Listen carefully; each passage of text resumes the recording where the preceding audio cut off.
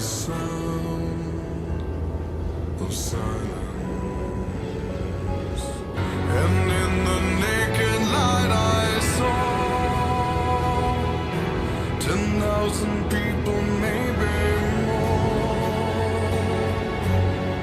People talking without speaking, people hearing without listening, people writing songs and voices never shared, and no one dared disturb the sound of silence.